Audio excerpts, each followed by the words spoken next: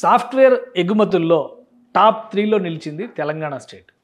హైదరాబాద్ జాతీయ స్థాయిలో తనదైనటువంటి ముద్ర కనబరుస్తూ ఎక్స్పోర్ట్స్లో ఏమాత్రం పట్టు తగ్గలేదు అనేటువంటి నిరూపణ చేసింది. అయితే టోటల్గా ఈ టాలీలో హై పర్ఫార్మెన్స్ చూపించింది అన్నీ కూడా దక్షిణాది రాష్ట్రాలే. ఇందులో ఆంధ్రప్రదేశ్ స్థానం ఎక్కడ ఉంది, దీనిపైన కూడా చర్చ నడుస్తుంది. అసలు చూద్దాం ఈ టోటల్ టాలీ ఏ విధంగా ఉంది, వాళ్ళతో కంపేర్ చేసినప్పుడు తెలుగు రాష్ట్రాల పర్ఫార్మెన్స్ ఏ విధంగా ఉంది ఒకసారి చూద్దాము. ఇది కేంద్రం రిలీజ్ చేసినటువంటి జాబితా 2023-24కి సంబంధించి జాతీయ స్థాయిలో సాఫ్ట్వేర్ ఎక్స్పోర్ట్స్ పైన కేంద్ర ప్రభుత్వం ఇచ్చినటువంటి వివరాలు ఒకసారి మనం పరిశీలించి చూస్తే కనుక నంబర్ 1 పొజిషన్లో కర్ణాటక కొనసాగుతోంది. కర్ణాటక స్టేట్ STPL ద్వారా, అంటే స్టేట్ డెవలప్ చేసినటువంటి technological park, software technology parks of India ద్వారా డెవలప్ చేసినటువంటి వాటి ద్వారా 4,09,95 కోట్ల రూపాయల ఎక్స్పోర్ట్స్ జరిగినట్టుగా, అలానే SEZల ద్వారా జరిగినటువంటి పర్ఫార్మెన్స్ చూస్తే కనుక 2,10,929 కోట్లు కనిపిస్తుంది. మొత్తంగా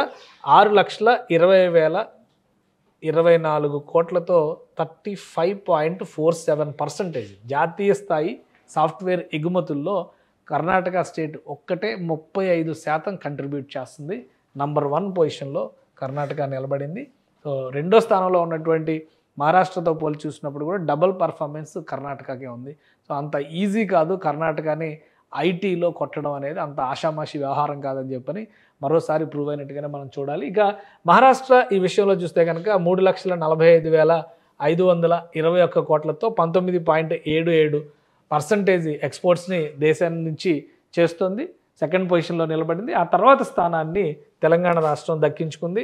మొత్తం చూస్తే తెలంగాణకు సంబంధించి STPL ద్వారా జరుగుతున్నటువంటి ఎక్స్పోర్ట్స్ 1,21,116 కోట్లు కనిపిస్తుంది.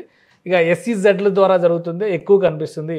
కర్ణాటకతో పోల్చి చూసినప్పుడు కర్ణాటకలో గవర్నమెంట్కి సంబంధించిన STPLలో ఎక్కువ ఎక్స్పోర్ట్స్ జరుగుతున్నాయి, SEZలలో తక్కువ జరుగుతున్నాయి. కానీ తెలంగాణలో ఇక్కడ చూస్తే తెలంగాణలో మాత్రం SEZలో ఎక్కువ జరుగుతుంది.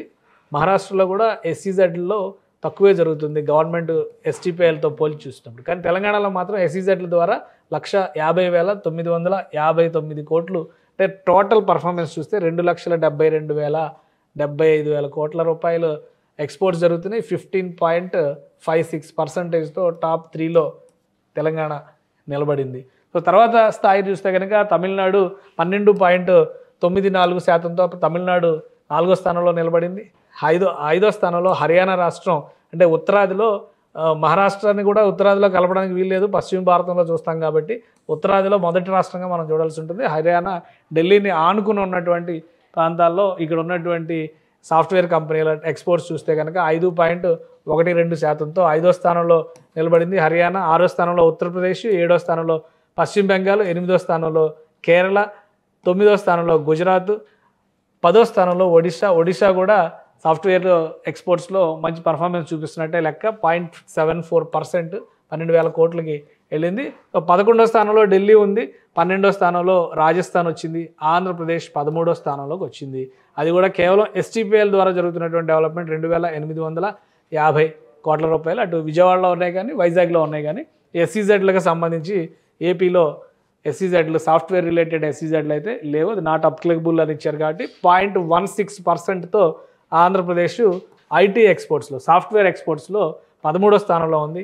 తెలంగాణ 3వ స్థానంలో ఉంది. 10 స్థానాల డిఫరెన్స్ ఉంది రెండు రాష్ట్రాలు కూడా. తెలుగు రాష్ట్రాలకి సంబంధించినటువంటి పర్ఫార్మెన్స్ అది. జాతీయ స్థాయి నివేదికలను ఒకసారి మనం పరిశీలించి చూస్తే కనుక దేశం ఏ విధంగా ఉంది, అసలు మొత్తం ఓవరాల్ పర్ఫార్మెన్స్లో మన దేశం నుంచి అవుతున్నటువంటి సాఫ్ట్వేర్ ఎక్స్పోర్ట్స్ చూస్తే కనుక ఓవరాల్గా మన దేశంలో అవుతున్న సాఫ్ట్వేర్ ఎక్స్పోర్ట్స్ విలువ మొత్తం 17,48,141 కోట్ల రూపాయలు ఎక్స్పోర్ట్ అవుతున్నాయి.